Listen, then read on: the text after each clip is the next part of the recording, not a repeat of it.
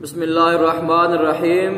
سورہ یاسین، جس کو قرآن پاک کا دل بھی کہا گیا اور بہت بڑی یہ بابرکت سورت ہے، اور الحمدللہ اس کے بہت سارے جو فوائد ہیں، اس کے بہت سارے فضائل ہیں۔ اللہ رب العالمین ہمیں پڑھنے کی اور سمجھنے کی توفیق عطا فرمائے۔ اس میں اللہ رب العالمین نے 3 رسولوں کا ذکر کیا ہے، اگرچہ اس میں اختلاف بھی علماء نے اپنے اپنے طور پہ کیا ہے کہ وہ جو 3 رسول ہیں، بعض نے کہا کہ وہ حضرت عیسیٰ علیہ السلام کی طرف سے گئے تھے ایک بستی میں، اور بعض نے کہا کہ یہ مستقل رسول ہیں۔ بہرحال اس واقعہ کو علامہ غلام رسول سعیدی رحمۃ اللہ تعالی علیہ آپ نے اپنی تفسیر تبیان القرآن میں اس کی جلد نمبر 9 جو ہے، اس میں سورہ یاسین کے حوالہ سے اس کو ایک واقعہ کو نقل فرمایا ہے۔ آپ فرماتے ہیں کہ وَضْرِبْ لَهُمْ مَثَلًا أَصْحَابَ الْقَرْيَةِ، اس کے تحت یہ واقعہ آپ نے بیان کیا ہے۔ اللہ رب العالمین ارشاد فرماتا ہے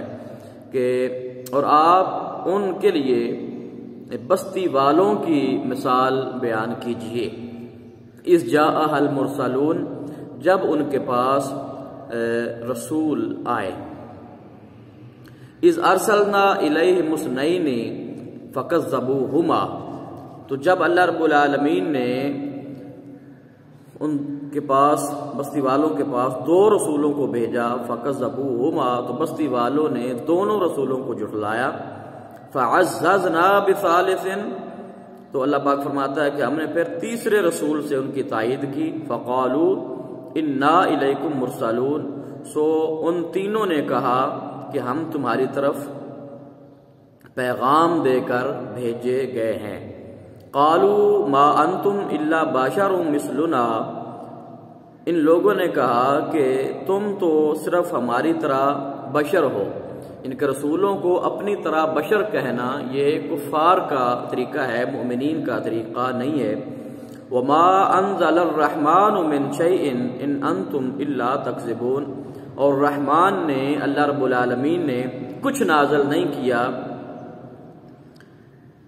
تو کیا تم ہمارے ساتھ جو ہے وہ جھوٹ بولتے ہو۔ قَالُوا رَبُّنَا يَعْلَمُ إِنَّا إِلَيْكُمْ لَمُرْسَلُونَ، تو وہ رسول بولے کہ ہمارا رب خوب جانتا ہے کہ ہم تمہاری طرف رسول بنا کر ہی بھیجے گئے ہیں۔ وَمَا عَلَيْنَا إِلَّا الْبَلَاغُ الْمُبِينُ، اور ہمارے ذمے صرف یہی ہے کہ واضح طور پہ بیان کر دینا، یہ ہماری ذمہ داری ہے کہ واضح طور پر بیان کر دینا۔ قَالُوا إِنَّا تَطَيَّرْنَا بِكُمْ،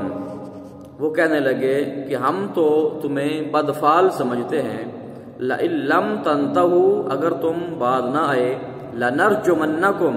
تو ہم تم لوگوں کو ضرور سنگسار کر دیں گے۔ بستی والے کہنے لگے نبیوں سے، وَلَيَمَسَّنَّكُمْ مِنَّا عَذَابٌ أَلِيمٌ، اور ہماری طرف سے تمہیں ضرور دردناک عذاب پہنچے گا۔ قَالُوا طَائِرُكُمْ مَعَكُمْ، تو ان رسولوں نے کہا کہ تمہاری بدفعلی جو ہے وہ تمہارے ساتھ ہے۔ اَإِن ذُكِّرْتُمْ، کیا تم نصیحت کرنے کو برا سمجھتے ہو؟ بل انتم قوم مسرفون، بلکہ تم لوگ حد سے گزرنے والے ہو۔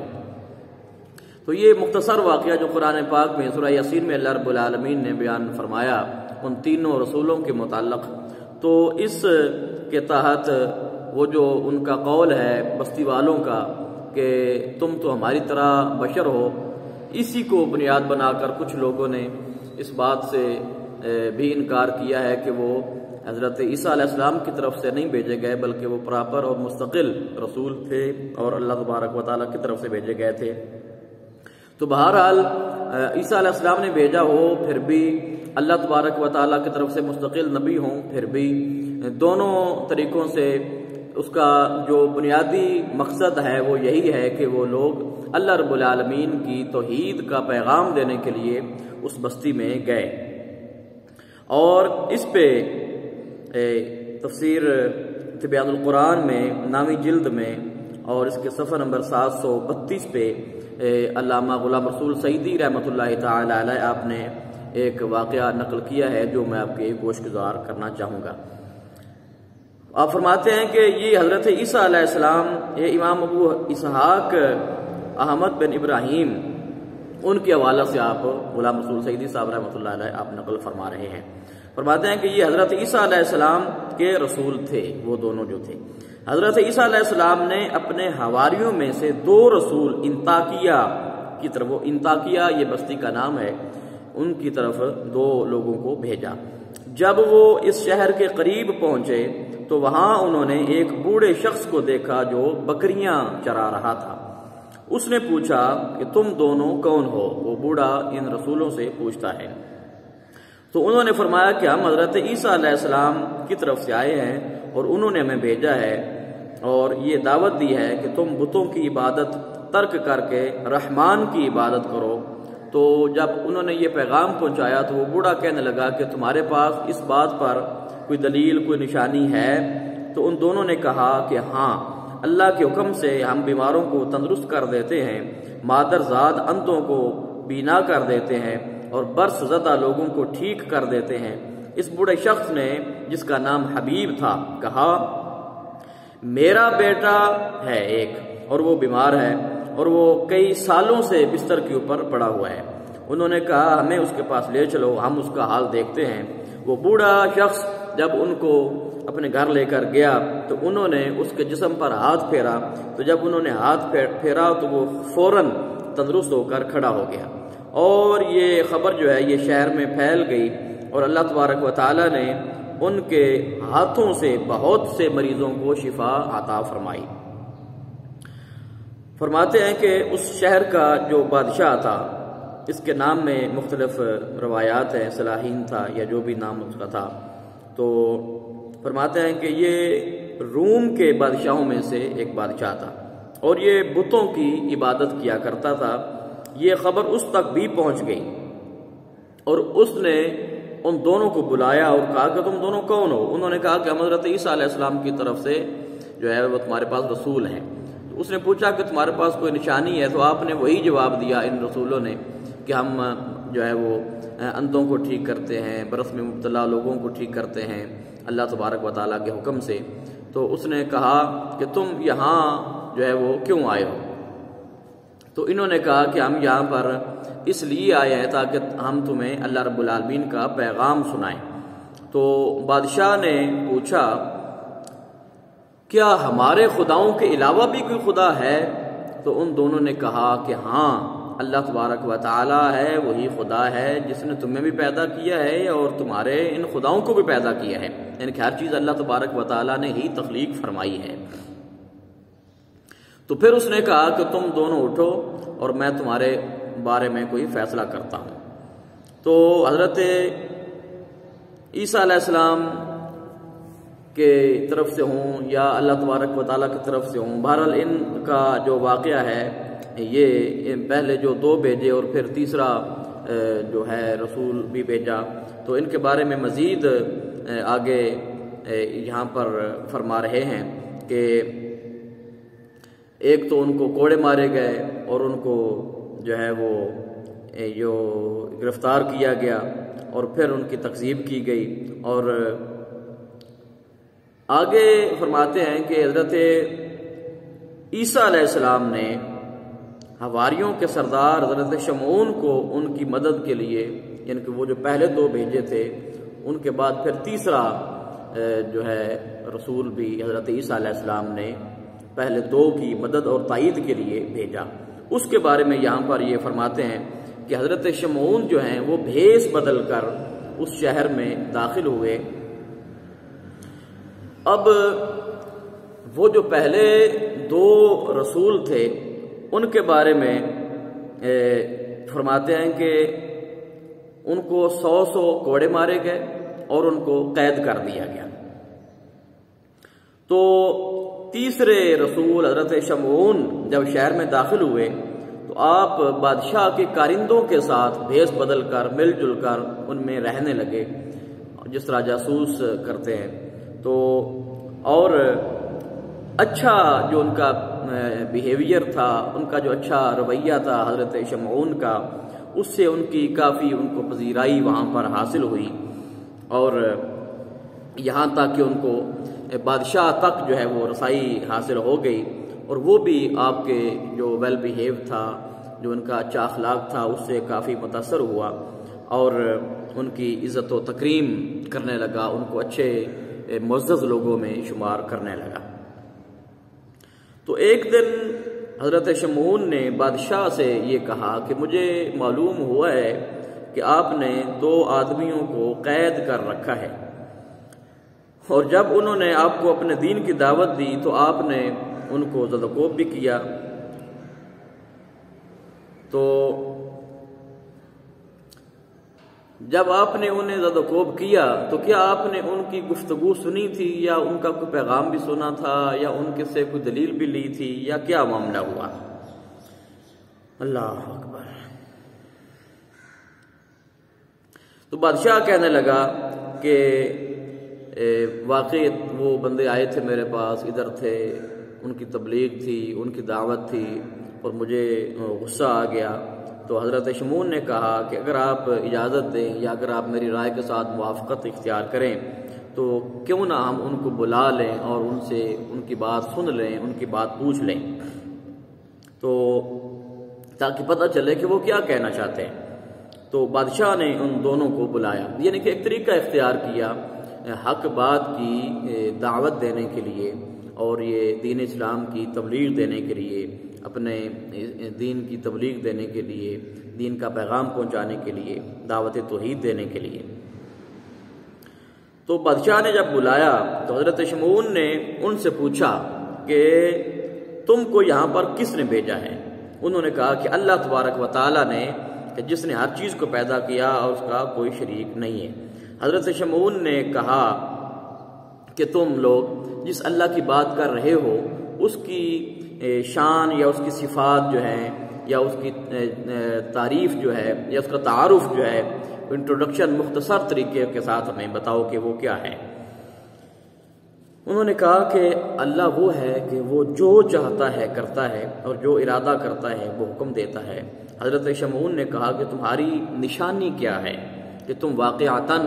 جو ہے وہ اللہ کی طرف سے ہو، یا اچھے لوگ ہو، یا اچھے دین کی تبلیغ کر رہے ہو؟ انہوں نے کہا آپ جو خواہش کریں، یعنی کہ جو آپ کہیں، جو آپ ڈیمانڈ کریں، ہم آپ کی ڈیمانڈ پوری کر دیں گے۔ بادشاہ نے حکم دیا کہ ایک ایسے لڑکے کو بلایا جائے کہ جس کی آنکھوں کی یہ جو جگہ ہے یہ بالکل مطلب کہ کوئی آنکھوں کا نشان ہی نہیں تھا۔ ایک ایسا لڑکا تھا بادشاہ کی اس رعایا میں، ایک ایسا تھا۔ اللہ اکبر، بالکل سپاٹ۔ تو پھر دونوں کے سامنے جب اس کو پیش کیا گیا تو آپ جو ہے وہ اللہ تبارک و تعالی، یعنی کہ وہ دونوں جو رسول ہیں وہ اللہ تبارک و تعالی سے اس نوجوان کی آنکھوں کے لیے، بینائی کے لیے دعائیں کرتے رہے، اور اتنی گڑ گڑا کر انہوں نے اللہ تبارک و تعالیٰ کی بارگاہ میں عرض کی کہ اس کی آنکھوں کی جگہ پیشانی کی نہیں، وہ جو یہاں پہ آنکھیں جہاں پر ہوتی ہیں تو ان کی جگہ 2 گڑھے بن گئے۔ تو پھر انہوں نے مٹی سے آنکھوں کے 2 ڈھیلے بنائے اور ان کو ان گڑھوں میں رکھ دیا جہاں پر آنکھیں ہوتی ہیں۔ تو وہ لڑکا ان آنکھوں سے دیکھنے لگ گیا۔ بادشاہ کو بڑا تعجب ہوا۔ حضرت شمعون نے بادشاہ سے کہا یہ بتائیے کہ اگر اب اپنے معبود سے اس طرح دعا کریں اور وہ بھی اس کی مثل کوئی کام کر دے تو اس سے آپ کو بھی عزت حاصل ہوگی۔ یعنی کہ حضرت شمعون جو ہیں وہ چونکہ کسی طریقے کے ساتھ بادشاہ کو ایگری کرنا چاہتے تھے، اپنی رائے کے ساتھ متفق کرنا چاہتے تھے، تو وہ جب ان دونوں رسولوں نے یہ کام کر کے دکھا دیا تو حضرت شمعون نے بادشاہ سے کہا کہ دیکھیں کہ انہوں نے تو اپنے رب کی توحید اور اس کی شان کو واضح کرنے کے لیے اتنا بڑا کارنامہ جو ہے وہ سر انجام دیا ہے، تو اگر آپ بھی ایسا کر سکتے ہیں یا آپ کا خدا جس کو آپ پوجتے ہیں اگر وہ بھی ایسا کر سکتا ہے تو جواباً آپ بھی کوئی ایسا جو ہے وہ کام کریں تاکہ آپ کو بھی آپ کی سچائی جو ہے وہ بھی واضح ہو جائے۔ تو یہ ایک طریقہ تھا ایک بادشاہ کو قائل کرنے کے لیے۔ بادشاہ نے حضرت شمعون سے کہا میرے نزدیک یہ بات کوئی راز نہیں ہے، یعنی کہ یہ کوئی چھپی بات نہیں ہے کہ جن کو ہم پوجتے ہیں بتوں کو، وہ نہ تو سنتے ہیں نہ وہ دیکھتے ہیں نہ وہ بولتے ہیں، نہ وہ کسی کو نفع پہنچا سکتے ہیں نہ وہ نقصان پہنچا سکتے ہیں۔ تو پھر بادشاہ نے ان رسولوں سے کہا کہ تم جس معبود کی عبادت کرتے ہو اگر وہ کسی مردہ کو زندہ کر دے تو ہم تم پر بھی ایمان لے آئیں گے اور تمہارے معبود پر بھی ایمان لے آئیں گے۔ ان رسولوں نے کہا کہ ہمارا جو اللہ ہے، ہمارا جو معبود ہے، وہ ہر چیز پر قادر ہے۔ بادشاہ نے کہا کہ ہمارے یہاں ایک کسان تھا اور اس کا بیٹا مر گیا، تو چونکہ وہ کسان خود وہاں پر نہیں تھا تو اس لیے اس کی تدفین والا معاملہ جو ہے وہ ہم نے مؤخر کر دیا، یعنی کہ میت کے ساتھ جو سلوک ہم کرتے ہیں وہ چونکہ اس کا والی نہیں تھا تو اس لیے ہم نے اس کی تدفین کے معاملے کو مؤخر کر دیا۔ تو اگر تم اپنے رب سے دعا کرو تو اس لڑکے کو زندہ کر دو تو ہم تمہیں بھی مان جائیں گے، یہ وعدہ تو پہلے کر چکے تھے، اور تمہارے رب کو بھی مان جائیں گے۔ تو انہوں نے اس لڑکے کو منگوایا، اور چونکہ 7 دن گزر چکے تھے اس کا جسم کا رنگ بھی بدل چکا تھا نوجوان کے جسم کا، اور اسے بدبو بھی آ رہی تھی، تو وہ دونوں جو رسول تھے وہ اللہ رب العالمین کی بارگاہ میں گڑ گڑا کر دعائیں کرنے لگے، اور حضرت شمعون دل ہی دل میں آمین کہتے رہے۔ تو اللہ رب العالمین نے ان کے اظہار حق کے لیے اللہ رب العالمین نے وہ مردہ جو لڑکا ہے وہ زندہ کر دیا، اور وہ زندہ ہو کر جب کھڑا ہوا اور کہنے لگا کہ میں 7 دن سے مرا ہوا تھا، تو چونکہ میری موت شرک پر ہوئی تھی اور میں مشرک تھا تو اس لیے مجھے دوزخ کی وادی میں ڈال دیا گیا، اور میں تم کو شرک سے ڈراتا ہوں، سو تم سب لوگ اللہ رب العالمین کی ذات پر ایمان لے آؤ۔ پھر اس لڑکے نے کہا میں دیکھ رہا ہوں کہ آسمانوں کے دروازے کھول دیے گئے ہیں اور ایک خوبصورت شخص ان تینوں کی سفارش کر رہا ہے، یعنی کہ وہ 2 رسول جو ہیں ان کی بھی اور حضرت شمعون جو ہیں ان کی بھی سفارش کر رہا ہے۔ اس نے حضرت شمعون اور ان دونوں رسولوں کی طرف اشارہ کیا۔ بادشاہ کو بڑا تعجب ہوا، اور جب حضرت شمعون نے جان لیا کہ اس لڑکے کی باتیں بادشاہ کے دل پر اثر کر چکی ہیں تو انہوں نے اس کو اصل بات بتائی، اور بادشاہ کو جو ہے وہ ایمان کی دعوت دی۔ اور فرماتے ہیں کہ جب اس بادشاہ نے یہ سارا واقعہ اپنی آنکھوں کے ساتھ دیکھ لیا تو بادشاہ اور اس کے ساتھ اور بھی وہ لوگ کہ جن کے قسمت میں اللہ رب العالمین نے ایمان کی دولت لکھی ہوئی تھی وہ ایمان لے آئے، اور باقی جو لوگ ہیں وہ اسی طرح اپنے کفر پر کچھ لوگ برقرار بھی رہے۔ تو یہ تینوں رسولوں کا واقعہ جو ہے اس طرح، کیونکہ میں نے عرض کر دیا کہ تفسیری حوالہ سے اختلافات بھی ہوتے ہیں، لیکن یہ واقعہ جو میں نے پوری تفصیل کے ساتھ آپ کے گوش گزار کیا ہے، یہ